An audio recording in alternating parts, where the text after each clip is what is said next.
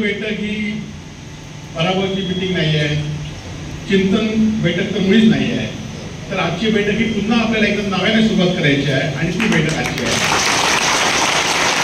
खरं तर कालची विधानसभेची निवडणूक झाली आणि ती निवडणूक कशा पद्धतीने झाली, कोण कमी पडलं, तर एकच गोष्ट आपण कमी पडलेलो आहोत ती आपल्याला सगळ्यांनाच माहिती आहे. आणि त्यामुळे आज या बैठकीमध्ये इथे आलेले सर्व शिवसैनिक असतील किंवा इथे न आलेले सुद्धा शिवसैनिक असतील, त्यांनी खरं तर अपार कष्ट केले आणि कडवी झुंज दिली.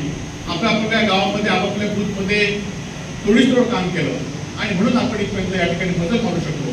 त्या आपल्या सर्व शिवसैनिकांचं मनापासून या ठिकाणी आभार आणि अभिनंदन करतो. खरं तर लढाईचा कधी शेवट होत नसतो, तर प्रत्येक वेळी नव्याने लढाई सुरू होत असते. आणि आपल्याला सर्वांनाच माहिती आहे की तुम्हाला किंवा आम्हाला ही संघर्ष काही नवीन नाही.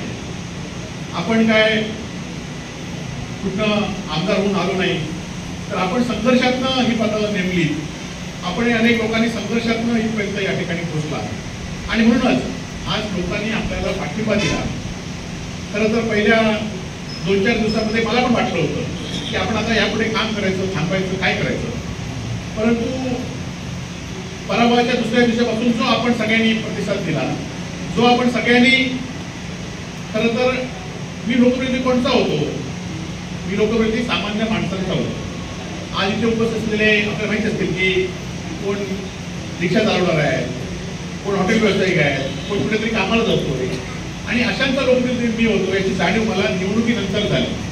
कारण ते लोक कधी आपल्या फायद्यासाठी नसतात, तर ते नेहमीच आपल्या पक्षाच्या बाजूने जो माणूस चांगला काम करतो त्या नेत्याच्या पाठीशी ते माणसं राहत असतात. त्याची जाणीव निवडणुकीच्या पराभवानंतर या ठिकाणी झाली आणि मी म्हणून ठरवलं की आपल्याला जेवढं काम करता येईल तेवढं आपल्याला काम करायचं आहे. कारण शेवटी 72,000 लोकांनी आपल्याला मतदान केलेलं आहे.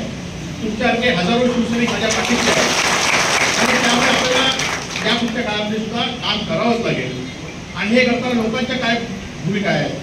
आज खरं तर माझ्या विरुद्ध जे उमेदवार निवडून झाले त्यांचं मी मनापासून पहिल्या दिवशी अभिनंदन केलं. आपण सगळ्यांनी जाणलं असतं किंवा मी माझ्या पराभवाचा दोष EVMला पैशाला कधीच दिला नाही आणि आपण पराभव झाला हे मान्य करून पुढचं काम आपल्याला केलं पाहिजे.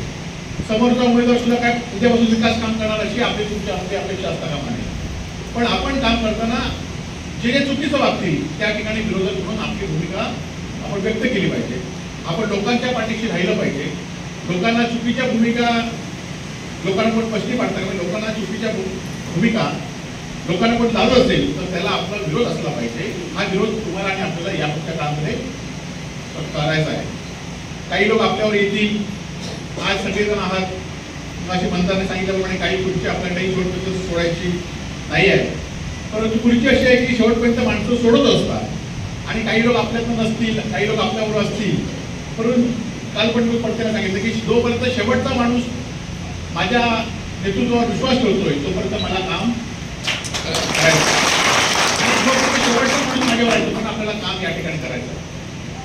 खरं तर काल भावना सगळ्यांच्या होत्या, परंतु भावना आपल्या व्यावहारिक जीवनात भावना चालत नाही, तर आपल्याला काम करायचं.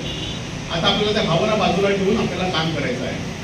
खरं तर निवडणुकीमध्ये नुसता मला विजय मिळवला असता तर मला कालच मला माहिती होतं की भरत गोपालींनी स्टेटमेंट दिलं होतं की दसऱ्याच्या दिवशी सुद्धा मला त्याचा फोन होता की तुम्ही अजूनही आमच्यात राहा, समोरच्या उमेदवारांचा प्रवेश आम्ही अजूनही घेतला नाही, तुम्ही जर आलात तर त्यांचा प्रवेश घेणार नाही.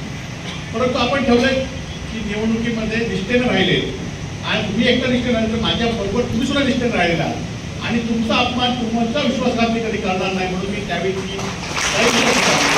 आणि उद्याही आज पण सुरू झालंय की वैगुनाईक काय करणार आहेत. आज अनेक लोक सांगतात की वैगुनाईक घेतील तो निर्णय मानते. आता मी काय नवीन निर्णय घेणार आहे. जो निर्णय ज्यावेळी स्वार्थ होता त्यावेळेला घेतला नाही तो आता कधी घेईल.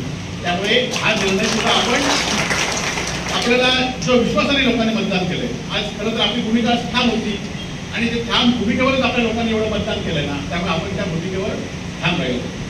काही लोकांना काही भूमिका आपली आवडेल, काही लोकांना न आवडेल, परंतु आपण ज्या पद्धतीने आपल्याला काम करता येईल